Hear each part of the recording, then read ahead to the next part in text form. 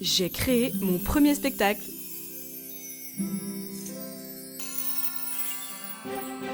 Un spectacle de Noël pour enfants et il s'est joué à la fin de l'année 2024 à l'Actéon Théâtre à Paris. Donc je vais vous épargner dans un premier temps la ligne éditoriale douteuse de ma carrière entre le je fais du burlesque et puis, surprise, un spectacle de Noël jeune public. Pour tout vous raconter, il y a 3 ans, on a eu cette idée avec mon ex-copain, aussi comédien, de créer un spectacle que l'on pourrait vendre facilement afin de se faire des cachets parce que dans notre milieu, c'est quand même pas si facile de trouver du boulot et d'avoir, du coup, des cachets. Pour les gens qui ne connaissent pas, les cachets, c'est ce qui te permet sur une année d'avoir ton statut d'intermittent du spectacle.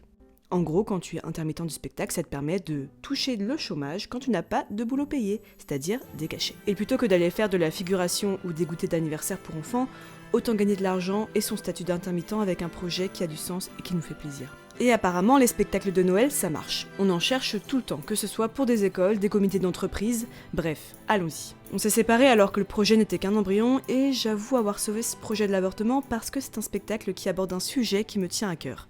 La charge mentale des mères de famille. J'avais envie de voir un conte de Noël moderne. Je vais pas mentir sur le fait que les 2 premières années ont été ultra laborieuses pour moi, dans le sens où certes j'avais lu plein de livres sur comment on écrit une comédie musicale, mais peu de livres sur comment on gère un projet, comment on manage des comédiens, comment on met en scène un spectacle, comment on dirige des acteurs, ou encore comment on s'occupe de la logistique d'un spectacle. Bref, j'ai tout appris sur le tas, j'ai tout fait en même temps, et comme tout bon porteur de projet spectacle qui ne sait pas comment faire, je me suis tapé de bonnes crises d'angoisse, ainsi que des crises d'urticaire quand j'ai commencé. Et en même temps, j'ai appris tout un tas de choses lors de ces 2 années.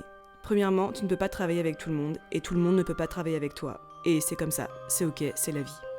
Deuxièmement, la suite logique, il faut s'entourer des bonnes personnes.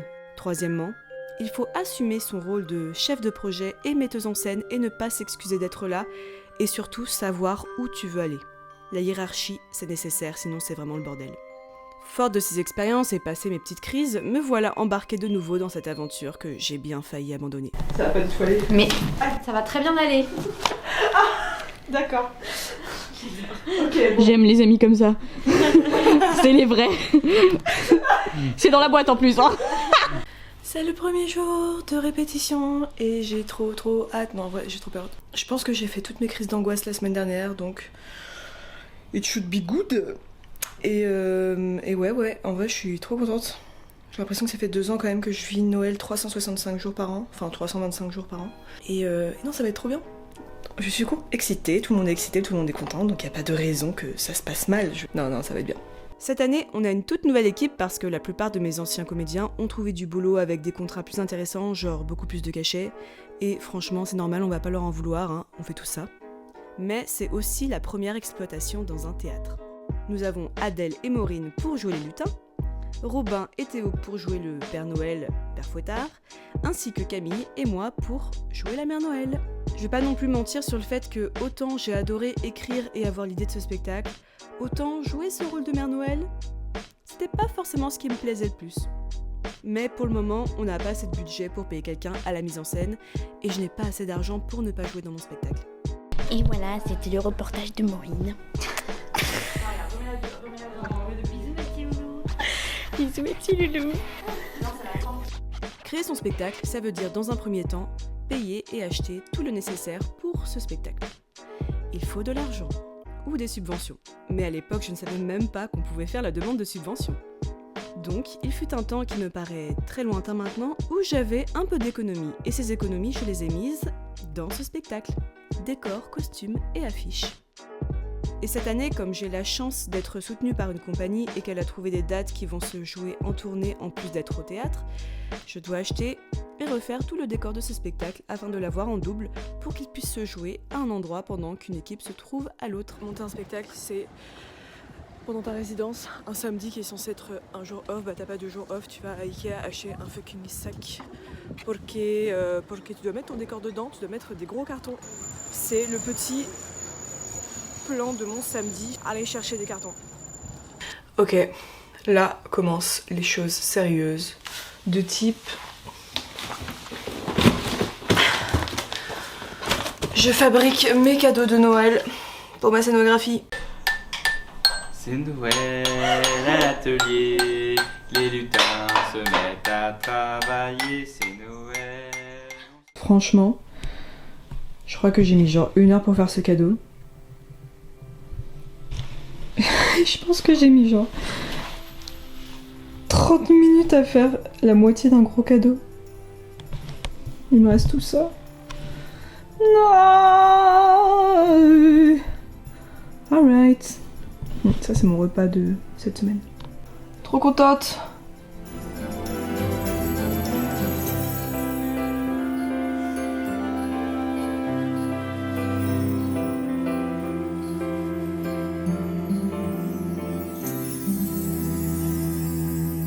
Trois, quatre. C'est Noël à l'atelier. Les lutins se mettent à travailler. C'est Noël, on se dépêche. On a encore perdu les billes. C'est Noël à l'atelier. Mère Noël va encore se fâcher. C'est Noël, c'est Noël, c'est Noël, c'est Noël. Ça fait un peu mal aux oreilles. Et nous voilà au théâtre. C'est un vrai luxe de jouer au théâtre. Mais en même temps, pas tant que ça non plus. Parce que jouer dans un théâtre parisien, à part si tu es subventionné, que tu as une grosse compagnie ou boîte de prod, ça ne rapporte pas grand chose en termes de simflouz. Et comme on est 3 sur scène, on a un cachet pour 3 représentations. Ça veut dire qu'il faut jouer 3 fois pour gagner son cachet. Et encore, on a de la chance d'être payé. Certaines petites compagnies jouent dans des théâtres parisiens mais n'ont même pas les moyens de payer leurs comédiens car elles remboursent le théâtre. Ça y est, c'est le jour de la première. Bon, tout va bien se passer a priori. On n'a pas eu de grosses catastrophes. Ce qui peut être un mauvais signe. Genre, en général, j'aime bien. Il y a un peu cette vieille croyance que quand tu rates ta répète générale, la première sera bonne. Et comme on a à peu près bien réussi, je me dis, ok. Non mais ça va, c'est que de la vieille croyance. Enfin non, ça va être bien. J'ai hâte. On va avoir 5 personnes dans la salle, hein, mais bon, ça va être bien quand même. Ouais.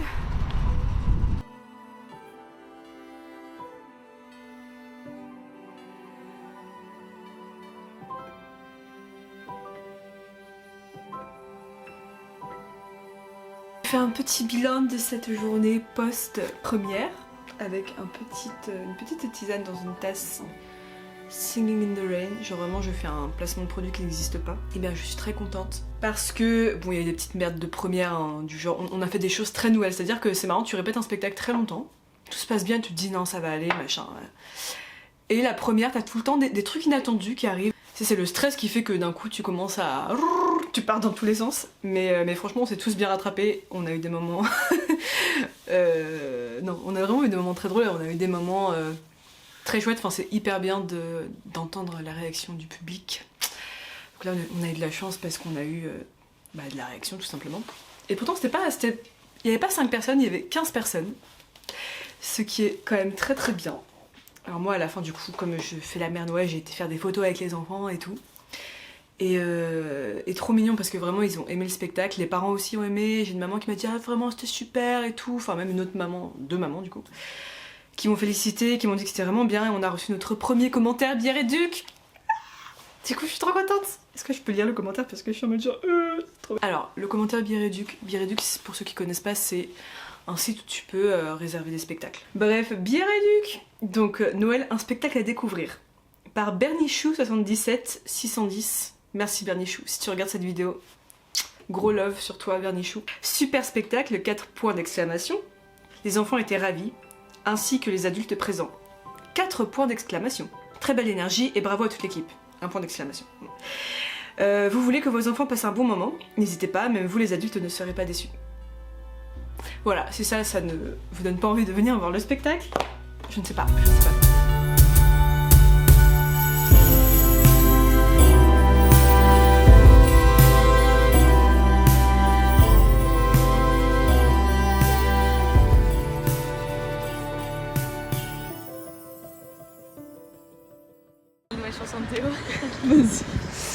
C'est la fin de notre histoire, on va mourir sur ce trottoir, on va jamais pouvoir entrer dans notre foyer.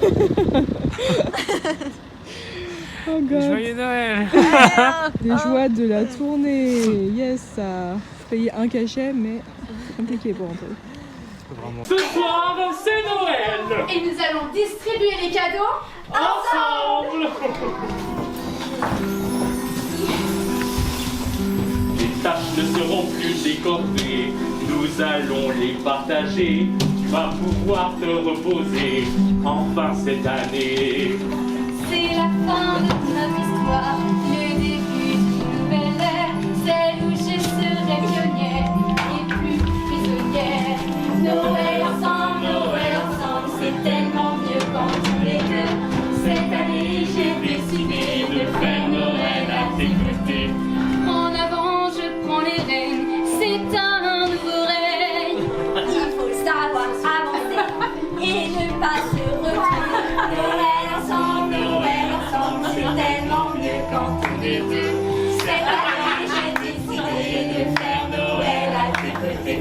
Noël ensemble, j'ai besoin de toi bien sûr. Noël ensemble, pour cette aventure. Tout le monde! Noël ensemble, j'ai besoin de toi bien sûr. Noël ensemble, pour cette aventure. Joyeux Noël les enfants!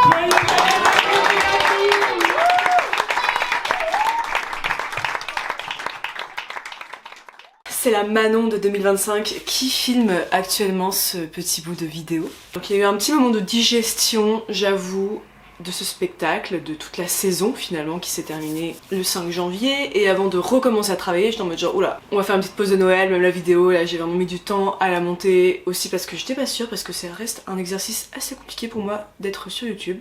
Le gros plus là de cette année, c'était que j'ai pris du plaisir à être sur scène, à jouer avec mon équipe, avec les comédiens. Enfin il y avait une super ambiance. Ils m'ont vraiment aidé à faire plein de trucs que j'aurais pas pu faire seule, enfin que j'aurais pu faire seule mais j'aurais été dans des espèces d'angoisse de l'espace, enfin bref. Voilà, enfin vraiment j'ai eu trop de la chance. J'ai aussi un autre facteur pour moi de réussite cette année qui est les arrangements musicaux faits par Sonia qui sont incroyables. C'est-à-dire que c'est moi qui ai composé la musique, donc j'ai fait mes petits accords, nanana, j'ai fait mes petites mélodies, mes petites paroles. Mais il y avait des chansons genre que je pouvais, enfin je trouvais que c'était nul. Des chansons que j'adorais, bon ça reste que 4 accords, mais 4 accords qui marchent, et moi, c'est ce qui me rend heureuse, c'est de me dire que les gens vont se souvenir de mes musiques, ils sont contents, et je suis contente, et voilà. Il y a des musiques que je commençais à ne plus supporter, par exemple, le solo de la mère Noël. Et là, Sonia me fait tellement un truc incroyable, j'étais en mode genre, hey, c'est comme dans la Reine des Neiges, c'est trop bien. Après, j'ai eu la chance d'être soutenue par une compagnie cette année, donc ça c'est un peu les bons points. Après, les mauvais points, ça reste que c'est un petit spectacle. C'est un petit spectacle. C'est un spectacle avec peu de moyens, avec une petite compagnie. Qui dit petite compagnie dit pas beaucoup d'argent, dit on exploite un petit peu ses comédiens. Mais ce qui est la vie en fait des petites compagnies. C'est marrant parce qu'en fait il y a une partie de moi où c'était genre je croyais à 1000% ce spectacle parce que j'avais l'impression d'avoir une trop bonne idée avec ce sujet, avec tout ce que ça raconte, avec en fait voilà c'est un spectacle quand même féministe, c'est un spectacle, enfin c'est une petite comédie musicale, c'est fun en même temps, enfin voilà c'est accessible à tout le monde tu vois, c'est vraiment un spectacle populaire, enfin donc j'étais assez fière parce que voilà quoi, je pense que c'est bien aussi d'être fière de soi. Donc avec tout ce que ça implique de j'y crois à 1000%, je sais que ça va marcher, en plus c'est un spectacle pour enfants donc je prends moins de risques, je garde ma main comme ça, oui je vais enlever. Je prends moins de risques que par exemple voilà je rêve de monter une troupe de cabaret, de raconter un autre truc, enfin tu vois je sais que je prends beaucoup plus de risques parce que voilà les spectacles pour enfants c'est vraiment ce qui marche le mieux économiquement, donc voilà je prends des semi-risques et en même temps voilà c'est un truc qui me parle et tout. Donc il y avait toute cette croyance que je mettais dans ce spectacle et en même temps toutes les difficultés technique de création, je n'arrive pas à m'entourer de personnes pour travailler parce que, encore une fois, en fait, quand tu n'as pas de budget pour monter un spectacle, que tu ne sais même pas comment, enfin bref, tu sais, t'es là genre ok je vais faire un spectacle mais je sais pas par où commencer, bah oui tu peux t'entourer de personnes, mais en fait j'ai du mal à m'entourer de personnes parce que j'ai du mal à dire aux gens hey, est-ce que tu peux bosser gratuitement pour moi? Voilà. Et en fait j'ai pas envie de, entre guillemets, d'infliger ça à quelqu'un. En fait, ce qui me gênait dans ce spectacle, c'est que c'était pas un spectacle pour ne pas être payé. C'était un spectacle vraiment pour que les comédiens, enfin pour se faire des cachets, pour gagner de l'argent. C'était pas un spectacle en mode genre, ça se fait beaucoup dans le théâtre, on monte des projets, on est 10 sur scène, c'est invendable parce qu'on est beaucoup trop, tu vois. Déjà, vendre un spectacle de 3 personnes, c'est dur. En vrai, je pense qu'il y a vraiment un énorme potentiel dans ce spectacle. Simplement, il faut de l'argent, il faut une boîte de prod qui puisse croire en ce spectacle. Je lance un petit peu une idée comme ça, enfin si vous connaissez quelqu'un, n'hésitez pas à lui donner mon numéro ou le mail de Noël ou le compte Insta de Noël, suivez-nous sur Instagram. Et puis qui sait, dans 5 ans ce spectacle, on sera 10 sur scène, il y aura un numéro de claquette avec des lutins, il sera exporté en Angleterre, enfin... We don't know! On ne sait pas. Donc grâce à ce spectacle, j'ai découvert toutes les réalités économiques sur comment on monte un spectacle. Et j'ai été face à tout ce que je ne savais pas. Et voilà, finalement c'est super. Donc là on dit au revoir au spectacle. Merci à toutes les personnes qui sont venues voir le spectacle et qui ont fait des retours merveilleux. Je sais qu'il y a très peu de chances pour que ces personnes tombent sur cette vidéo, mais si jamais, c'est donc les mots de la fin. Merci d'être allé au bout de cette vidéo. N'oubliez pas de liker, de vous abonner à la chaîne. Et je vous dis à bientôt. C'est la fin de Noël alors, comment tu te sens? C'est la fin de Noël les enfants, mais regardez tous les copains qui étaient ici pour jouer avec nous cet après-midi. Oui! Un peu triste, mais à l'année prochaine. À l'année prochaine!